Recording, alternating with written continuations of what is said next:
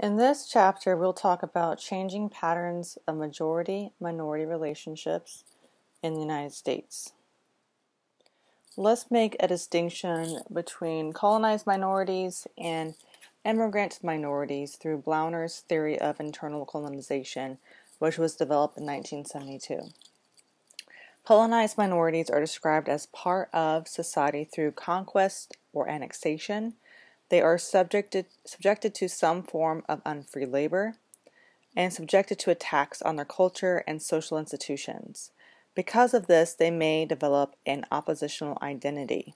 Okay, and this is used to maintain a positive self-identity in the face of that treatment and attacks on the culture.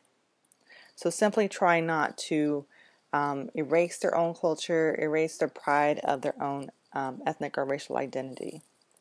An immigrant population is part of society through voluntary migration, and they're more readily assimilated to be more like the dominant group. The culture of the European immigrants was closer to Americans' dominant culture, so we're talking about, in more particular ways, the first immigrants from Europe, they were already like the dominant group here, who are also European. And usually immigrant minorities versus colonized minorities choose to enter and learn American culture. Colonized minorities pertain to African Americans, Chicanos, Native Americans, and to a large extent Puerto Ricans. And when we see in terms of oppositional identity, whites may use oppositional identity as a rationalization for rejecting minorities and keeping them in a low status, arguing that they will not accept or will not cooperate and they cannot be trusted. When people of color groups are attacked, particularly in their culture, they may be seen as inferior or have broken families, other kinds of negative things. A way that colonized minorities may use this to attack each other is by accusing other person of color of acting white. So maybe adopting a particular style of language or grammar, dressing a certain way, as a way to almost bring down a person in their own group. And this idea of acting white is in particular used to make fun of a person who's doing well academically. But the idea that people of color do not care about academics is false. People of color place a great value on academic success and also their culture. The theory of internal colonialism explains that those who came here through annexation or colonization are forced here. They are forced to participate in society. It's not that they choose to come here voluntarily. They often experience discrimination differently than those who came here as immigrant minorities. They are also isolated in the least advanced sectors of society, so in terms of work, education, and housing. They have very little opportunity. They also have less upward mobility and assimilation than immigrant groups. So again, they can't just do what's right or pick themselves up by the bootstraps. It's hard for them to assimilate for various reasons. One could be culture, what could be the phenotype, they simply don't look like the dominant group, and other kinds of factors.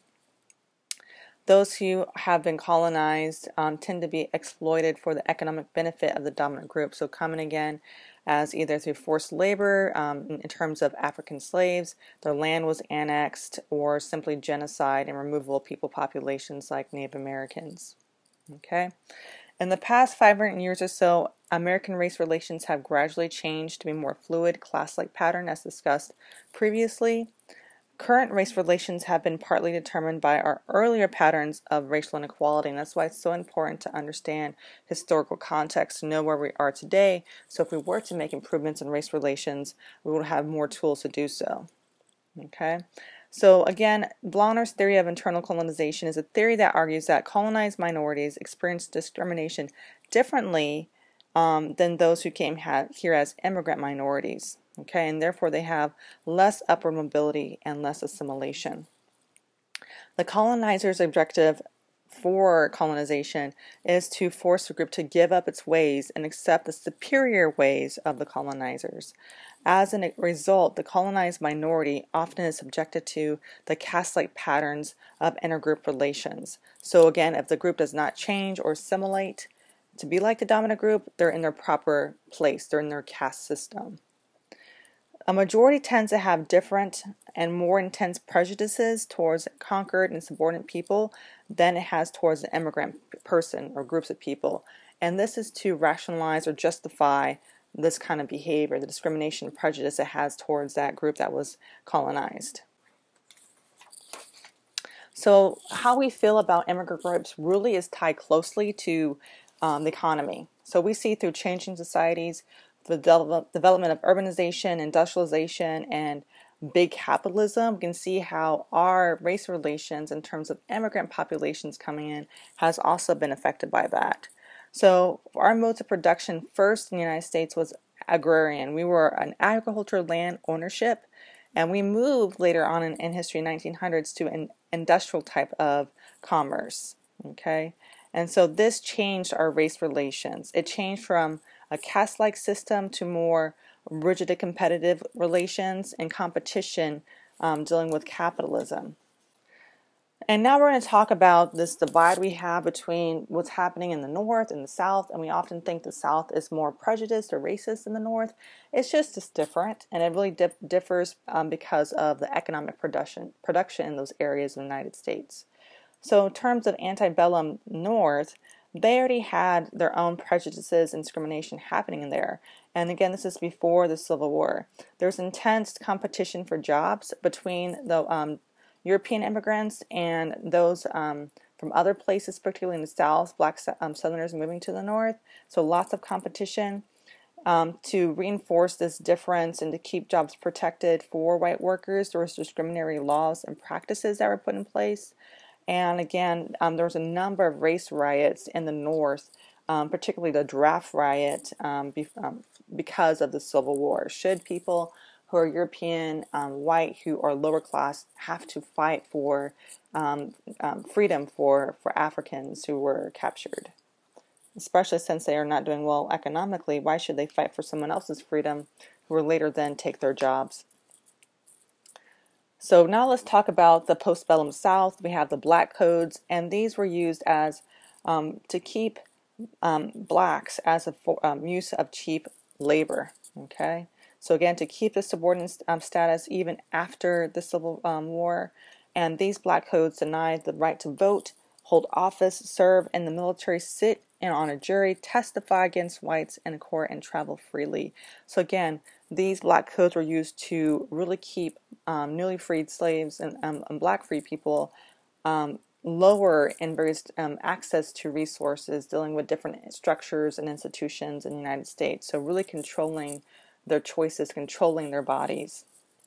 These black codes intensified prejudice and racist ideologies. We have to, again, justify or rationalize why we would do this to any group of people, because we have great dissonance. We know that we should treat people fairly and kindly, but if they're harming us or threatening to us, we have to rationalize something, such as maybe these groups of people are more criminal or more animalistic. So we see this rise of racist ideology after the Civil War. And we see increased black-white segregation that reified a different type of caste system. It's not through slavery anymore, but we definitely wanted to keep things very rigid and make sure people in various racialized groups knew their place. Reconstruction was a very short period of history that allowed blacks, free black men and free black women to have more rights, and it nullified the black codes. So it ended the black codes for this particular time. And the Republican Party at the time were those who are on the side of Lincoln, who were for ending slavery. And we have to know that slavery wasn't necessarily about for whites to like, oh, we see them as same as us, they're our brothers in Christ. It's really that there's different types of economy. In the South, it was more agrarian, plantation and farms. In the North was industrial. So the Civil War, was really about, should we have slavery? Should we have an agrarian society, which needs a lot of labor, or should we have an industrial society? And they saw more profit coming from the industrial societies. Okay. What we see also happening during Reconstruction is the various laws were passed. So they passed laws in 1866 and 1867 that protected the rights of Southern blacks. We see a martial law that was used to enforce the federal policy. So again, without reinforcement or some kind of protection to put forth these laws, it really is meaningless. It's just words on a paper. So we see also the Freedmen's Bureau provided social services and aid. So the government, different forces of the state were coming up and helping Black people have the rights and also reinforcing their rights as freed people. During this time, we see the passage of the 13th, 14th, and 15th Amendments. The 13th Amendment abolished slavery. The 14th Amendment was about anti-discrimination and equal protection of the law. And the 15th Amendment allowed for voting rights for Black freemen. The end of Reconstruction happened in 1875, and this occurred because the federal government lost power to enforce policies of Reconstruction. So again, the words on the paper meant nothing. Confederate officials and supporters were given back the vote under amnesty or policies of universal male suffrage. So again, even though there was a smaller population of the South, they had the power back again.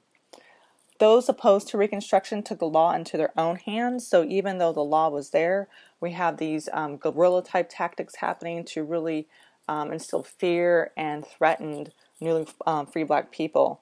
We see the development and growth of the KKK and other violent societies.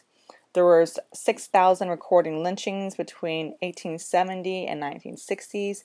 And this kind of use of violence kept Black from voting and exercising their legal rights. And the KKK and other types of groups were supported by poor working whites. So again, it's a zero-sum game they saw. If these people or Black people are having rights and having a better life and I'm not, I want to make sure they're put down in their place.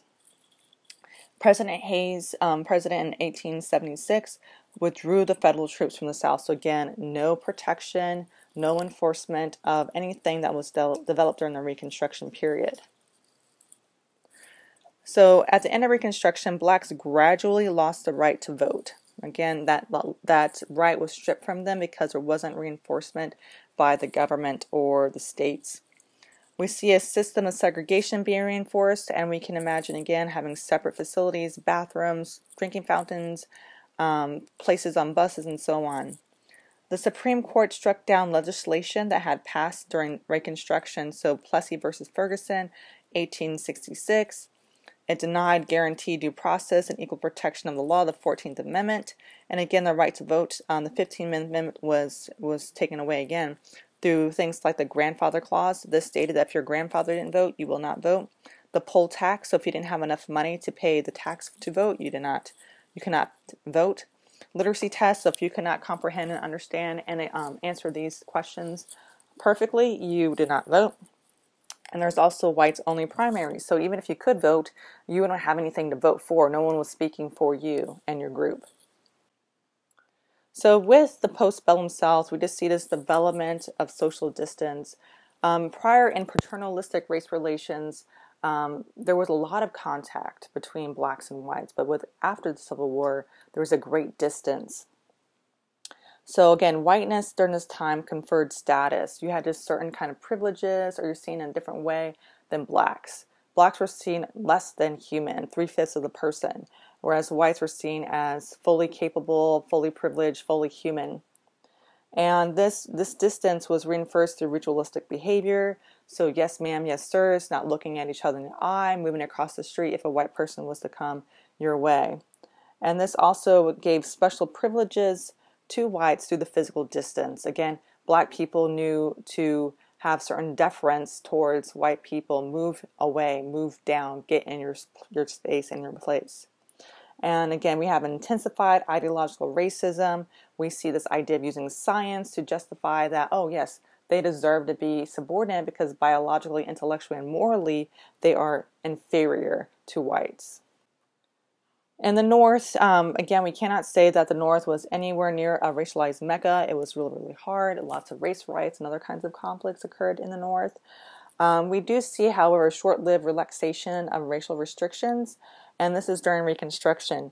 Reconstruction policies allow for more fluid race relations, and this is from 1870 to 1890, and there was more contact between the races during this period. We start seeing an increase of prejudice and discrimination at the start of the 1890s, so the very end of Reconstruction. We see, similar to the South, social distance through discrimination, and various parts of the country would have sundown towns.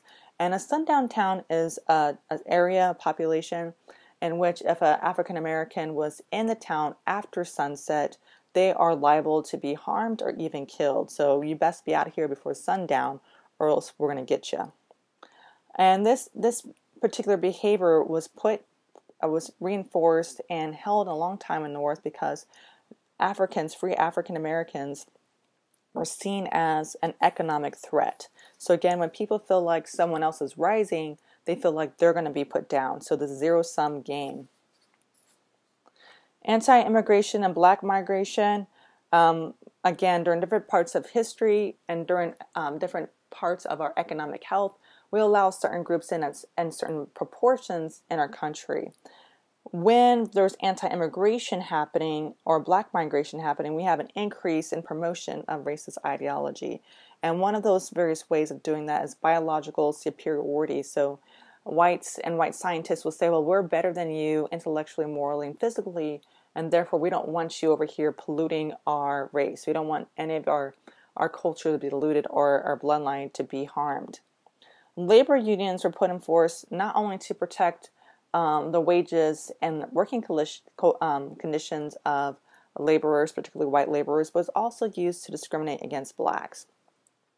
Blacks throughout history were used as strike breakers. And a strike breaker is a group of people who would come to a certain job, a location, to take over the work of strikers. So if someone's in strike, the business owner, and all they care about is profit and making a lot of money, will say, fine, if you don't want to work for me, at this wage I'm providing you, then I'll get them to work for me. And so instead of banding together and fighting the business owner, they'll ban the people coming in to take the jobs. And it's not that the blacks had any kind of real resentment against whites. They're simply trying not to be impoverished. So they had a real need. They took the jobs. Okay. They were unsympathetic towards white working class. Again, they're just trying to survive. And they knew that the only opportunity to move into better jobs was to be a strike breaker, to have these new owners come in and say, I will hire you and pay you. So white employers, again, actually sought out blacks to break strikes and, most importantly, to have a higher profit. We also see discrimination in the North. We have housing discrimination. We see that when certain groups are coming in into particular areas, we'll have boycotts and bombs. So again, physical threat was often used as a way to separate the races. The civil rights laws were not enforced in the North, even after, sometimes during and after Reconstruction.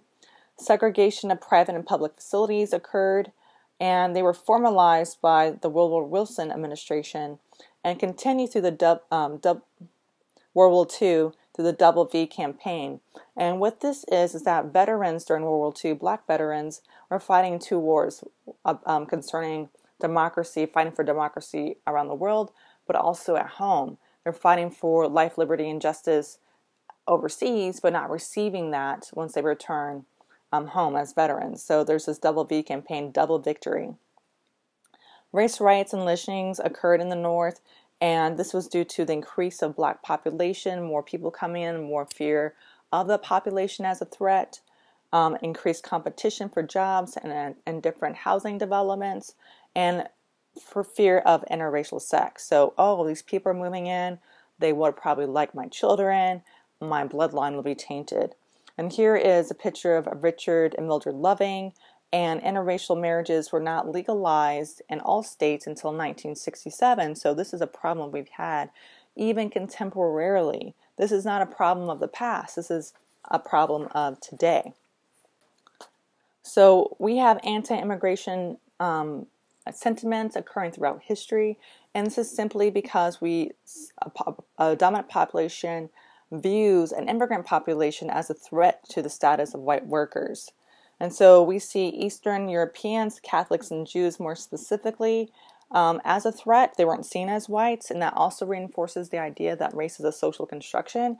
We view Catholics, particularly white Catholics and Jews, as white today. And the places where they immigrated to the most were in the East and some places in the Midwest. And so there was heavy targeted for discrimination in these areas. Asian Americans and Mexican Americans, they were targeted in the West because they're the larger population there. Okay, So let's talk about Asian Americans in particular. They lie somewhere between immigrant and colonized. So they're not they didn't come here voluntarily purely, and they didn't come here as a colonized group either. Chinese immigrants, they came during the 19th century, and many came as indentured laborers or contract laborers to pay off debts in China. So this is very different than slavery. They work for a period of time and then they're released. They also face a lot of discrimination and prejudice. They're called coolies, which is a derogatory term, and they're forced into servitude as indentured servants. The Japanese were also contracted laborers. Filipinos were colonized by Spain and later by the U.S., and Vietnamese immigrants came here as refugees. Okay, so again, they were discriminated, especially the Chinese. They were not able to hold land. They could not obtain social organizations, ways of life, and in some cases, there's a large number of Asian American ethnicities and nationalities.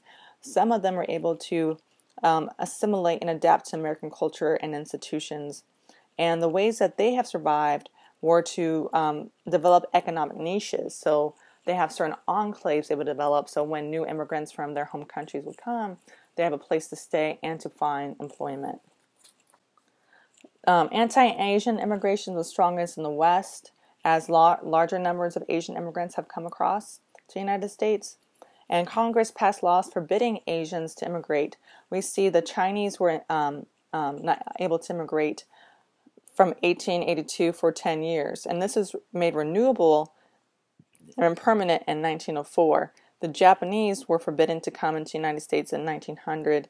And all Asian Americans were not allowed to come here in 1924. So here we see the population of Asian Americans around the country, and we see the darker blue color represents the larger number of Asian Americans, the coastal areas, particularly in the West. So we see Hawaii, California, and Washington tend to have the highest number of Asian populations. Okay, so there's lots of stereotypes concerning Asian Americans, that they're really not discriminated or have prejudice against them, but they have tremendous hardships in the United States, lots of ethnic prejudice against Asians. And similar to the other colonized groups, this was developed out of economic competition. And so taking jobs supposedly from white workers. Asians worked for debts for their passage to the United States, and they're willing to work for lower rates than whites. So very similar to blacks, they were also paid less and acted as strikebreakers. There was violence against Asians, and in particular riots against Asians, and also economically they're harmed when their businesses were boycotted. This picture here illustrates internment camps of the Japanese during World War II, and this is basically when people of any kind of Japanese ancestry, no longer how long they've been in the United States, and seen themselves as American, were taken from their homes and put into internment camps. Okay. So we have segregation also established because they were excluded in public facilities such as schools, housing, and the workplace. And so there was the development of Oriental schools, and Oriental is not something you should call any person of an Asian descent. You should call them by their nationality. But again, this separation, they have their separate culture, separate way of doing things. During World War II, all West Coast Japanese were forced into internment camps or concentration camps, and they're there for 2 or more years. They did not have to display disloyalty. They only had to be recognized as Japanese to be put in internment camps. So just what their phenotype, what they look like. And during this time when they were incarcerated in these internment camps, they lost incomes and all possessions. They had to start life all over once they were released from the concentration camp. What is really messed up is that at the same time we were at war with Japan, we were at war with Germany, but German Americans were not forced into prison camps like the Japanese. Okay, Japanese were in prison because of prejudice. At this time, Germans were simply white.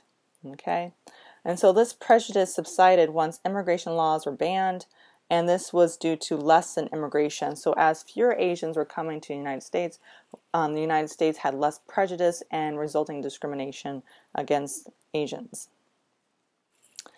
Mexican Americans are between colonized and immigrant groups. They have voluntarily immigrated to the United States, particularly the Southwest, once it's annexed. And we have to remember that the people may have not moved, but the borders did. So what was once considered Colorado, Arizona, parts of Texas, and California were once Mexican. So again, the borders moved. It's very political, economic, and social, and we're still seeing the effects of this idea of where the real border is today. The initial mode with Europeans was colonization through unfree labor and subordination. Mexican Americans were seen as competition for jobs, and this is due to a dual wage system. Whites believed Mexicans were responsible for lower wages. So again, the business owners were giving people of color jobs, but they're paying them less. And instead of attacking the business owners, white working class people will simply attack the people they thought were most threatening to their ability to sustain their own lives. We see that Mexican Americans were denied the ability to join unions, and they also became strike breakers, very similar to the other groups we mentioned before. And because they were denied to join unions, they developed their own. And Cesar Chavez, as seen here, he's one of the primary people to develop unions, United Farm Workers Union. So just think about your produce, tomatoes, lettuce, carrots, and so on, and where that's coming from. If it wasn't for Mexican Americans and people of Mexican descent, we wouldn't be eating. And that would definitely hurt us as people in the United States. Mexican Americans also face segregation in housing, work, schools, and public accommodations. We see that they have gone through Bracero guest worker programs from 1942 to 47, and again in 1951 to 64. A Bracero program allowed Mexicans and people of Mexican descent to enter the U.S. temporarily to work in agriculture and transportation industry. So they could come here to work, but they could not relocate here permanently. They couldn't settle here. They couldn't own property here. And we see this horrible program called Operation Wetback, and wetback is a derogatory term, developed in 1954. And this was a program to deport illegal immigrants. And we kind of see that happening again. So again, trying to prevent people as competition coming in, taking our houses or work and so on. And the idea of Operation Wetback, if you cannot prove your citizenship, if you didn't hold your ID with you, you can be picked up easily because you have brown skin and deported to Mexico. We also see tremendous discrimination and riots towards Mexicans and Mexican Americans, and one was a Zoot Suit riot in 1943. And what we see here is that gangs of white servicemen attacked Chicano youths wearing Zoot Suits. These suits were regarded as disrespectful and as a symbol of lawlessness. And again, we're a time of war. And so unity and patriotism was valued highly in the United States. And so they were seen as against American values. And national unity seemed more important. Okay? Mexican Americans were attacked whether they wore suits or not. So not only were the clothes targeted, but people of Mexican descent, people who looked Mexican, were targeted. The police did not help during this riot, and what we see is that Mexicans and Mexican Americans are arrested even after they were beaten. So again, punished for not because they committed a crime, but because they have Mexican descent. This riot was instigated by the press.